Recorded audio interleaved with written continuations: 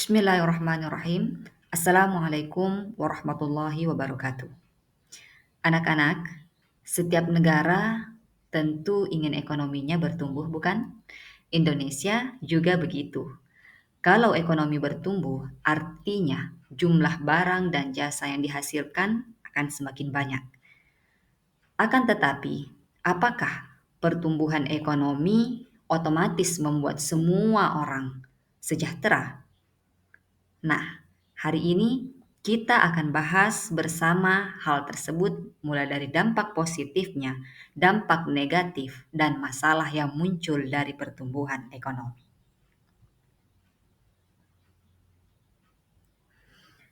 Yang pertama kita bahas mengenai dampak positif pertumbuhan ekonomi. Pertumbuhan ekonomi biasanya membawa banyak manfaat. Yang pertama yaitu peningkatan pendapatan nasional. Jika pendapatan negara meningkat atau bertambah, artinya APBN kita akan lebih kuat untuk membangun. Yang kedua, perluasan kesempatan kerja. Kesempatan kerja itu akan semakin luas. Misalnya, banyak pabrik baru membuka lowongan kerja. Dan yang ketiga, peningkatan investasi atau bisa dikatakan investasi yang meningkat karena orang melihat peluang yang dimiliki oleh negara kita, maka banyak orang yang ingin berinvestasi. Kemudian yang terakhir atau yang keempat yaitu peningkatan taraf hidup. Taraf hidup masyarakat akan ikut naik. Contohnya, akses kesehatan, pendidikan, dan teknologi akan semakin mudah. Jadi, pertumbuhan ekonomi bisa menjadi motor kemajuan bangsa. Selanjutnya, untuk dampak negatif pertumbuhan ekonomi. Jadi anak-anakku, walau pertumbuhan ekonomi itu memiliki dampak positif, tentu pertumbuhan ekonomi tidak akan selalu indah. Artinya bahwa pertumbuhan ekonomi juga memberikan dampak negatif. Nah, apa dampak negatif dari pertumbuhan ekonomi itu? Pertama, seringkali pendapatan hanya dinikmati oleh segelintir orang-orang kaya atau orang-orang penting, sementara yang miskin tetap sulit untuk naik kelas. Kemudian yang kedua, ada kesenjangan antar wilayah.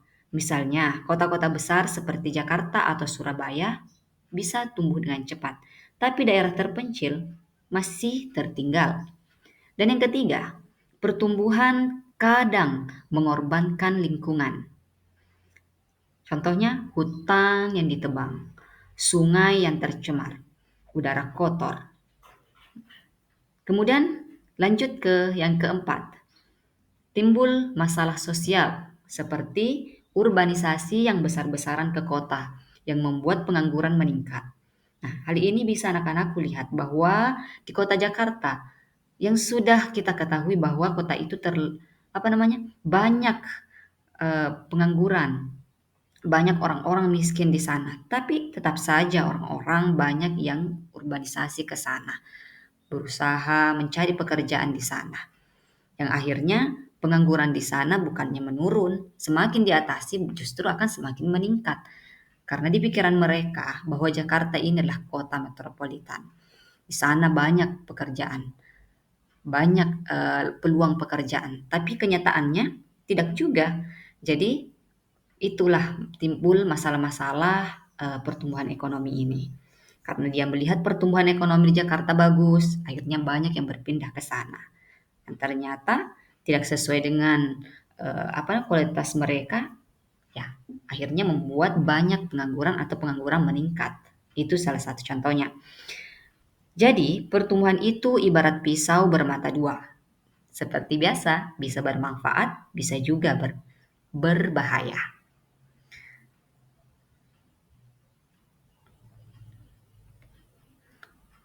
Sekarang kita masuk ke masalah dalam pertumbuhan ekonomi. Masalah dalam pertumbuhan ekonomi ada pengangguran, ada inflasi, ketimpangan ekonomi regional, dan yang terakhir adalah ketergantungan pada impor. Anak-anakku, Di balik pertumbuhan ada masalah yang harus kita hadapi. Yang pertama tadi yaitu pengangguran. Banyak anak lulusan SMA atau bahkan sarjana sekarang ini yang belum terserap di dunia kerja. Itulah yang disebut sebagai pengangguran. Yang kedua, inflasi.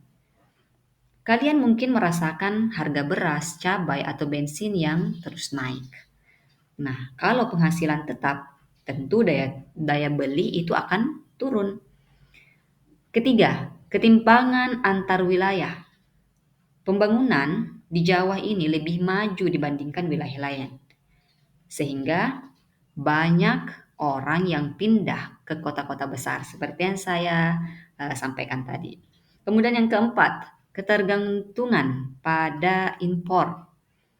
Nah, kenapa bisa terjadi hal demikian? Ya karena lemahnya produksi dalam negeri. Kita masih sering juga mengimpor gandum, kedelai, bahkan barang-barang elektronik. Artinya, kita belum sepenuhnya bisa mandiri. Nah, inilah PR besar bangsa kita. Dan saya ingin menyampaikan sedikit soal pengangguran. Untuk mengurangi pengangguran dan anak-anakku agar mencegah dari masalah pertumbuhan ekonomi ini agar anak-anakku ke depannya itu tidak menjadi beban negara. Maaf.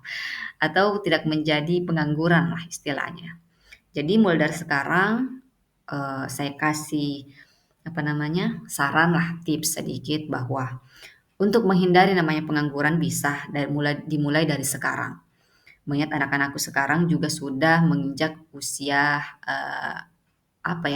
dewasa mungkin ya. Karena sudah SMA kelas 12. Jadi anak-anakku mulai dari sekarang cari kemampuannya.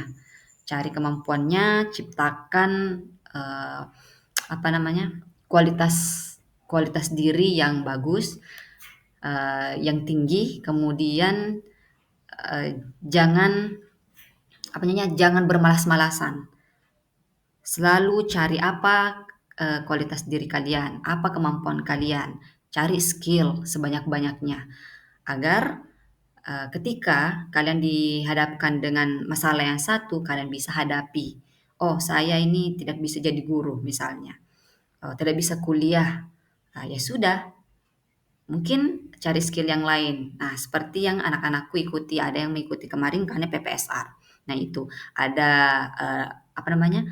Yang ikut pelatihan komputer. Ya sudah, kalian mendapatkan pelatihan selama 6 bulan tersebut, jangan disia-siakan. Terus gali potensi kalian. Jangan dibiarkan stuck di situ saja. Oh, saya sudah ikut pelatihan. Ya sudah deh itu aja. Jangan. Tetap harus ditingkatkan. Jadi, eh, kualitas diri itu harus tetap dipacu, tetap harus ditingkatkan. Nah, atau mungkin nanti kalian sudah jadi guru nih, atau sudah punya pekerjaan sebagai pengusaha. Oh, sudah stuck di situ saja. Tidak mau belajar tentang usaha. Oh, saya sudah punya usaha, tidak mau belajar tentang manajemen, tidak mau belajar tentang manajemen keuangan, tidak mau belajar tentang manajemen sumber daya manusia. Nah, jangan. Jadi hal-hal yang berkaitan dengan pekerjaan kalian atau skill kalian harus selalu ditingkatkan. Jadi jangan malas-malas. Seperti itu, Nak. Baik, kita lanjut. Nah, kesimpulan. Kesimpulannya, pertumbuhan ekonomi memang penting. Akan tetapi, tidak boleh dibiarkan berjalan sendiri. Jadi pemerintah harus memastikan pertumbuhan itu adil dan merata.